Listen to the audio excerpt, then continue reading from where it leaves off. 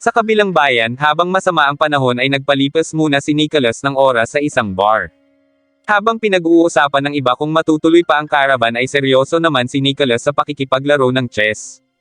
Nang pakiramdam niya ay matatalo na siya ay naisip niyang mandayo pero alam niyang masama iyon nang bigla niyang makita doon si Millie. Nang mabanggit nito ang pangalan ni Vash ay na-distract ang kalaban ni Nicholas kaya sinubukan niyang galawin ang kabayo pero pinigilan siya ng pusa. Napatingin si Millie sa laro nila kaya nakialam ito bagay na ikinainis ni Nicholas dahil nakataya doon ang lahat ng pera niya. Pero sa ginawa ni Millie ay nanalo pa si Nicholas kaya inilibre niya ito ng mga pagkain. Habang nagkukwentuhan sila ay nabitawan ni Millie ang mga pagkain nang biglang may bumanggang babae sa kanya na naghahanap ng matatagwan. Dumating ang grupo ng mga lalaking naghahanap sa babae at nang matapakan ng isa sa mga ito ang pagkain ni Millie ay nagalit ito at nagpaputok ng baril. Mas lalong ngumigting ang paghahanap sa babae dahil narinig ng mga ito ang putok ng baril kaya kumubli na lang ito kay Millie. Nagmistulang nagdadalang tao si Millie pero tagumpay naman ang kanilang planong pagkubli sa babae. Samantala, nainip na si Meryl sa pagbalik ni Millie nang biglang may mga lalaking lumapit kay Vash. Habang nagpapasalamat si Mor kina Millie at Nicholas ay biglang may nagpaputok sa mga ito. Agad yung pinigilan ni Mor at sinabing ang dalawang yun ang tumulong sa kanya. Ikinwento ng dalawa ang tungkol sa buhay nila at dahil anak si Julius ng may-ari ng transportation company at isang hamak na dancer lang si Mor ay masasabing hindi pantay ang pamumuhay nila kaya plano na lang nilang pumunta sa napakalaking bayan ng Fondrick. Mahigpit ang bayan na iyon kaya nais ipahanap ng lalaki kay Vash ang ampun nitong si Julius dahil ang totoo ay anak si Julius ng alkalde ng Fondrick at ang tato nito sa braso ang kailangan ng lalaki para makapasok ang caravan sa bayan ng Fondrick. Ngunit dahil nalaman na ni Julius ang mga masasamang gawain ng kanyang ama ay pinagtataguan niya na ito. Totoong ginamit ng Fondrick ang caravan para mag-angkot ng kargamento, ngunit hindi lang mga kargamento ang ipinapasok nito sa bayan. Nagbibenta ang mga ito ng tao kaya yumayaman ang mga ito at isa si Mor sa planong ibenta ng mga iyon. Nakikiusap naman ang lalaki kay Vash na mahanap si Julius dahil kung hindi matutuloy ang pakikipagkalakalan ay maraming tao ang maghihirap. Humingi si Vash ng kabayarang 20 milyon bagay na sinang-ayunan ng lalaki para lang mahanap si Julius. Samantala, nang paalis na sana sina Julius ay pinigilan ito ni Nicholas dahil kung aalis ito ay mawawalan ng akses na makapasok ang mga taga-caravan sa bayan at marami ang maaapektuhan. Pero dahil sinabi ni Julius na wala siyang pakialam sa mga nagbebenta at bumibili ng tao ay nagpatuloy ito sa pag-alis kasama si Mor. Dahil sa pag-aalala ay sinundan ni Millie ang dalawa para siguraduhin hindi mapapahamak ang mga ito. Dahil sa sama ng panahon ay mas mahirap para sa kanila ang paglalakbay kaya nagpahinga muna ang tatlo. Doon na ilabas ni Julius ang saloobin sa kanyang ama-amahan. Sinabi nito na mahal niya ang kanyang ama kaya sana ay itigil na niyo ng masamang gawain. Na-realize din ni Julius na nakakasakit din sa iba ang ginagawa niya kaya pareho lang umano sila ng kanyang ama. Nang biglang dumating ang mga tao para hulihin sila. Habang sakay sa sasakyan ay inamin ni Vash kay Meryl na may ipinatutudyas ang lalaki kaya sinabi ni Meryl na kailangan niyang gawin ang trabaho niya na pigilan si Vash. Hindi na natakasan ng tatlo ang mga humahabol sa kanila hanggang sa mahuli na sila ng mga ito. Tinakot ng mga taga-caravan si Julius na sasaktan si Mor kaya pumayag na itong sumama sa kanila nang biglang dumating si Nicholas. Hinarap nito ang mga lalaki ngunit madami pala ang mga itong kasamahan kaya inilabas ni Nicholas ang kanyang mga armas. Pero hindi makapaniwala sina Nicholas nang makitang kasama ng mga iyon si Vash. Binaril ni Vash ang dalawa bagay na ikinagalit ng lalaki dahil wala na silang permit para makapasok sa Fondrick. Pagkatapos ay siningil na ni Vash ang lalaki dahil nagawa na umano niya ang utos ng boss pero sinabi ng lalaki na wala sa usapan na patayin si Julius.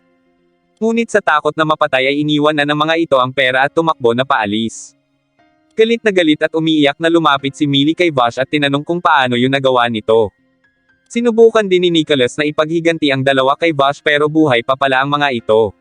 Lumapit si Meryl kay Julius at sinabing pinapalaya na ito ng kanyang ama.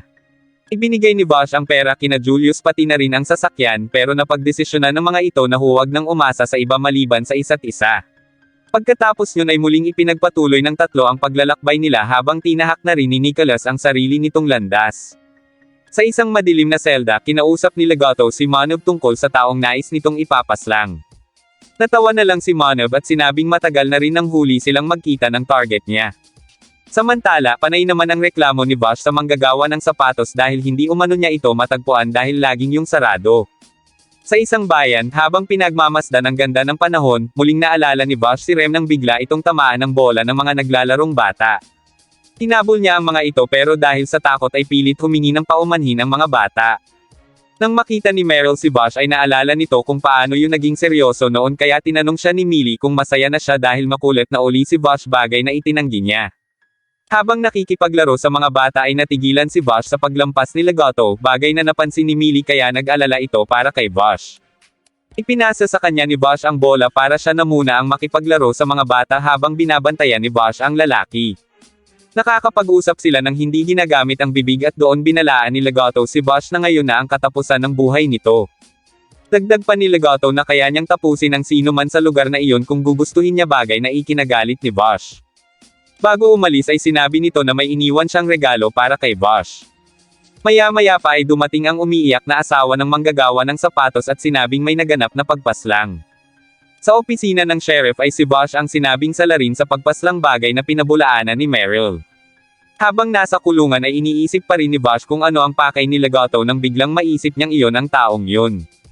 Pinuntahan siya ni Meryl at Millie at sinabi sa kanya na huwag munang gumawa ng gulo hanggat hindi pa naaayos ang sitwasyon, nang bigla niyang maramdaman ang paparating kaya agad niyang pinayuko ang dalawa.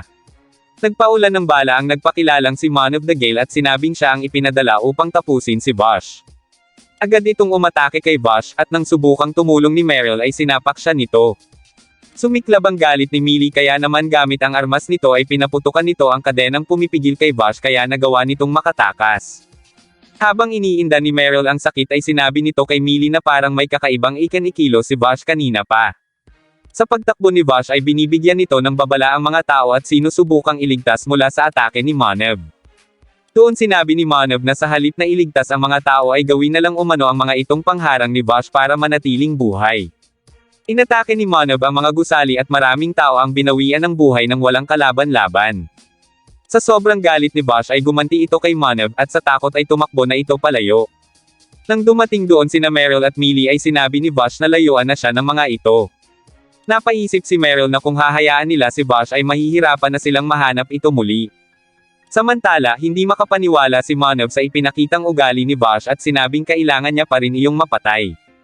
Maya-maya pa ay pumunta si Vash sa isang bangko upang gamiting shield ang malaking vault pero sinabi ni Manav na pasasabugan niya iyon.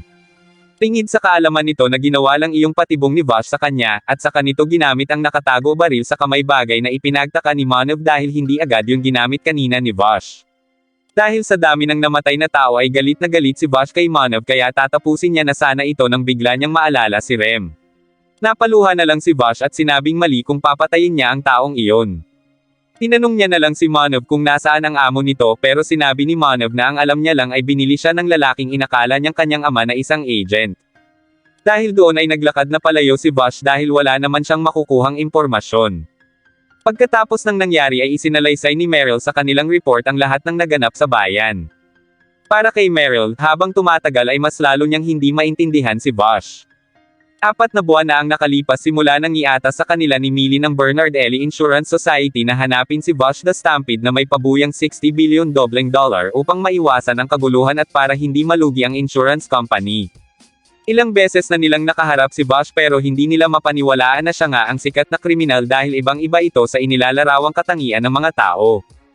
Napansin ni Millie na hindi inilalagay ni Meryl ang mga mabubuting nagawa ni Vash pero para ma-promote sila ay hinayaan niya na lang iyon. Sa unang tingin ay hindi akalain ni Meryl na si Vash na nga ang maalamat na gunman dahil sa pagiging makulit nito, at mas kapani-paniwala umano na palabiro at gunggong ito. Sa sobrang pandidiri ni Meryl kay Vash ay napabaliktad na ito sa kanyang kinauupuan. Gayunpaman, nakita ni Meryl kung paano nire-resolve ni Vash ang mga insidenteng kinasasangkutan nito. Kahit mukhang agrabyado na ay nagagawa pa rin naman itong lumaban. Sa dami na ng kwentong narinig ni Meryl tungkol kay Vash ay sawang-sawa na umano siya. Gayunman, nalulutas ni Vash ang bawat insidente nang hindi gumagamit ng baril dahil ayaw nitong makapanakit ng kapwa kahit pasubukan siyang paslangin ng mga ito para sa pabuya. Hanggang sa dumating ang oras na ginamit na nito ang kanyang baril sa mag-amang Nebraska upang iligtas ang mismong mga taong nagtangka na pumatay sa kanya.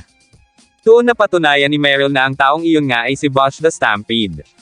Inantok na si Millie habang patuloy pa ring iniisip ni Meryl ang mga kakaibang kilos na naobserbahan niya kay Vash. Pero isa lang ang sigurado ni Meryl, ang lahat ng nasasangkot kay Vash ay nanunumbalak ang damdaming minsan nang nawala sa mga ito. Ngunit nitong huli kakaibang Vash ang nakita ni Meryl, bagay na nagpapagulo sa isip niya kung alin ba doon ang totoong pagkatao nito. Bigla silang nakarinig ng ingay kaya agad nilang pinuntahan ang silid ni Vash pero wala iyong damit nang makita nila. Nakita ng dalawa ang mga peklat na sanhi ng mga sakripisyo ni Vash para lang huwag makapanakit ng iba. Doon tinanong ni Meryl si Vash kung hindi ba ito nag-aalala na kahit wala naman itong ginagawa ay patuloy ang mga nangyayari at sama-sama ang tingin dito ng mga tao. Ngunit mariing sinabi ni Vash na hindi siya titigil hanggat hindi niya naibabaon ang kanyang nakaraan dahil hindi siya matatahimik kung dala niya pa iyon. Maya-maya pa ay naglakad na si Vash paalis ng bayan habang patuloy naman itong sinundan ni Meryl at Millie. Sa sumunod na bayan, halos mapuyat na si Millie sa haba ng ginawa nitong sulat para sa kanyang pamilya. Habang nag-uusap ang dalawa ay may narinig silang putukan kaya napasilip agad sila sa bintana. Isang lalaki ang nanggugulo sa dalawang matanda tungkol sa lupa. Maya-maya pa ay napikan na ang lalaki kaya papatulan na sana ito ni Vash nang bigla itong pigilan ni Meryl at Millie. Sinabi ni Meryl sa lalaki na delikadong tao si Vash at kung gagalitan niya ito ay mapapahamak lang siya hanggang sa mabagsakan ng gusali ang lalaki. Sa isang coffee shop, kinukumbinsi ng dalawang matanda na maging bodyguard nila sina Meryl at Millie ngunit hindi pumayag ang mga ito kaya si Vash na lang umano ang kukuhanin nila. Dahil mas lalong hindi pwede si Vash ay napilitan ng pumayag si Meryl kaya nagtungo na sila sa lupain ng matanda. Namangha sila sa ganda ng lupain at doon sinabi ng matanda na halos araw-araw nga ay tumataas ang halaga ng lupaing iyon. 20 taon niya nang inaalagaan ang dating maliit na lupain hanggang sa mapalago niya na iyon kaya masasabi nilang naroon ang buhay at pag-asa nilang mag-asawa. Doon itinanong ni Meryl kung bakit kailangan ng mga ito ng bodyguard kaya sinabi ng matanda na iyon ay dahil paulit-ulit silang pinagbabantaan ng may-ari ng lupa na si Morgan. Nais niya nang maibigay sa pamahalaan ang titulo para wala na iyong magawa. Kinagabihan ay nagplano ang mga ito na magpalitan ng pagbabantay kaya uminom muna sila ng kape. Habang naglalakad palabas si Meryl ay napansin niya ang drawing sa frame na agad na inalis ng matanda. Napaisip si Meryl kung sino ang bata sa drawing dahil parang nakita niya na umano iyon nang biglang lumitaw ang lalaking nanggugulo kanina. Sinabi nito na huwag magpaputok sina Meryl dahil naroon lang siya para kausapin ang ama dahil seryoso na umano si Morgan ngayon at doon naalala ni Meryl ang bata sa drawing. Papasok na sana si Badwick pero hinarang ito ni Millie at tinanong kung bakit nito tinutukan ng baril ang sariling magulang, ngunit sinabi nito na walang pakialam si Millie at hindi umano makikinig ang mga iyon kung hindi niya yun gagawin. Dahil sa ingay ng dalawa ay narinig sila ng matanda kaya lumabas ito. Samantala, napag-alitan naman ni Morgan ang mga tamad niyang tauhan nang biglang dumating ang magkapatid na Nebraska at pinagbantaan si Morgan na kapag hindi umano nakalaya ang ama at kuya ng mga ito ay makikita niya ang kapangyarihan ng pamilya Nebraska. Pilit kinumbinsi ni Badwick ang ama na isuko na ang lupa dahil wala naman umano iyong magagawa sa mga tauhan ni Morgan pero nagmatigas pa rin ang matanda kaya nasabi ni Badwick na maigi pang ang namatay si Max kesa palakihin ng magulang na tulad ng mga iyon. Maya-maya pa ay nagkaroon ng malakas na pagsabog bagay na ikinatuwa ni Marilyn dahil dumating na umano ang mga kasamahan nila at magsisimula na ang kasiyahan. Umatake na ang mga ito sa lupain ng matanda kaya naghanda na rin ang mga ito. Tinarap ng matanda si Morgan kaya natakot si Badwick dahil baka kung mapaano ang kanyang ama. Pero para sa kanyang ina ay hindi iyon sasaktan ni Morgan dahil hawak niyon ang titulo. Dagdag pa nito na ginagawa yun ito para iligtas ang lupa pati na rin silang mag-ina dahil ganun sila kamahal nito. Inalok ni Morgan ang matanda ng halagang nanaisin nito upang makapagsimula muli ngunit tinanggihan yun ng matanda. Dahil doon ay sinabi ni Morgan na uubusin niya na lang ang mga ito para wala nang maging testigo at mapasa kanya na ang lupa. Doon nagpakita si Millie at hinarap sina Morgan kaya maya-maya pa ay lumabas na rin si Meryl at sinabing hindi niya hahayaang matupad ang nakakatakot na plano ni Morgan. Sinubukang idaan ni Meryl sa usapan ang sitwasyon ngunit pinagtawanan lang siya ni Morgan dahil sa liit umano ng kanyang baril ay wala yung magagawa. Kinuha ni Badwick ang titulo at sakay sa motorsiklo ay ipinakita niya yun kay Morgan kaya ipinahabol siya nito sa taong bola. Lakas loob na itinutok doon ni Meryl ang kanyang baril at sa isang putok lang ay bumagsak na ang taong bola. Takang-taka si Meryl kung siya ba ang nakagawa niyon pero ang totoo ay si Vash naman. Naiyak na lang ang magkapatid na Nebraska bagay na ikinagalit ni Morgan dahil natalo na sila. Labis ang pasasalamat ng matanda kina Meryl at Millie habang dinala naman ni Badwick ang titulo sa pamahalaan at sinabing ang mga ito na ang bahala doon. Nang paalis na sana siya ay tinanong ng lalaki kung siya si Badwick na siyang nakapangalan sa titilong iyon. Naluha na lang ito at naalala ang magulang niya. Samantala, nagmamadali namang umalis sina Meryl dahil may iwan na sila ni Vash. Sa pagpapatuloy ng tatlo sa paglalakbay, si Vash ang nagsilbing sasakyan nina Meryl at Millie dahil sinira umano nito ang sasakyan nila. Sa bayan ng Genoa Rock, dumating sa isang restaurant ang grupo ng magnanakaw na tinatawag na Roderick Thieves at napansin ng mga tao ang mga babaeng kasama ng mga ito na inisip nilang bihag ng mga iyon. Nang humingi ng maiinom ang vice chief ay nanginginig na lumapit ang waiter kaya lalo itong tinakot ni Noggy at saka tumawa. Ngunit nang mapansin nito na nakatingin ang kasama niyang babae kay Legato ay nagalit ito at sinapak ang babae. Sinubukan pa itong pakalmeyan ng pinuno at sinabing masyadong malupit si Noggy gayong isinuko na nga ng mga babaeng iyon ang lahat ng meron sa mga ito. Sinisi rin nito si Legato kung bakit bumabalik ang alaala ng mga babaeng yun sa nakaraan ng mga iyon.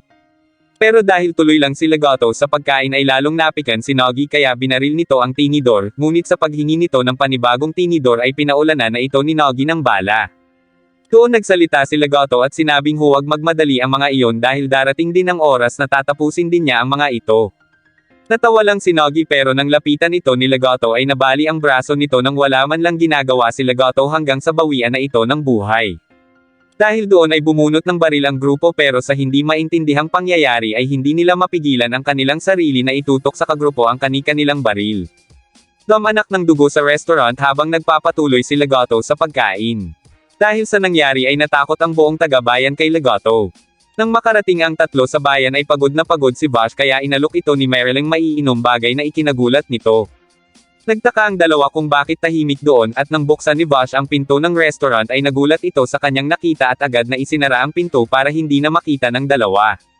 Samantala, hinarang ng mga taga-bayan si Legato dahil nabalitaan ng mga ito ang nangyari sa grupo ng Rodricks kaya ipaghihiganti umano nila ang mga iyon bilang kababayan. Habang nakatutok ang baril nito kay Legato ay inagaw iyon ng kasamahan niya bagay na ipinagtaka ng lalaki pero sinabi niyo na hindi niya makontrol ang kamay niya. Nagsalita si Legato na bahala na umano ang mga iyon, at maya-maya pa ay isa-isa nang bumagsak ang mga lalaki at kalahati lang ang natira sa mga ito para umano may maglibing pa sa mga kapamilya nilang namatay. Isa-isang lumitaw ang mga taong tumapos sa kalahati ng grupo at sinabi ni Legato na naroon lang sa malapit ang target ng mga ito. Kinatok ni Vash ang mga pinto upang itanong kung si Legato ang may gawa niyon pero dahil walang sumasagot ay inisip niya kung saan ito nagtatago hanggang sa mapatingin siya sa malaking windmill. Mabilis iyong inakyat ni Vash at tumambad sa kanya ang katawan ng mga pinaslang ng gung-ho guns. Sa bilis ng pagdating ni Dominic ay hindi yun namalaya ni Vash kaya sinabi nitong kung tutuusin ay madali niya lang mapapatay si Vash. Sinabi ni Vash na kung ganun ay maglaro sila, sa paghaharap nilang dalawa, pinag-aralan ni Vash ang kilos nito, ngunit sa sobrang bilis ay hindi niya ito masundan. Nag-concentrate at muli siyang nag-iisip ng mabuti hanggang sa sunod na pag-atake nito ay nasapulan niya na si Dominic. Nalaman ni Vash na ginamit nito ang sensory paralysis na dulot ng hypnotic effects. Sa pagkakataong iyon ay natalo na ni Vash si Dominic dahil nasusundan na niya ang mabilis nitong kilos. Biglang dumating doon sina Millie at Meryl na sinapak si Vash at tinanong kung ano na naman ang ginagawa nito. Umalis na si Dominic at sinabi kay Vash na hindi pa sila tapos. Maya-maya pa ay hiningi ni Meryl ang paliwanag ni Vash sa mga nangyari, ngunit sa halip na sumagot ay napatakbo ito nang makita si Legato. Doon niya sinabi kay Meryl na nakapagdesisyon na siyang hanggang doon na lang ang paglalakbay na magkakasama sila dahil oras na para magseryoso at ayaw niyang mapahamak ang mga ito.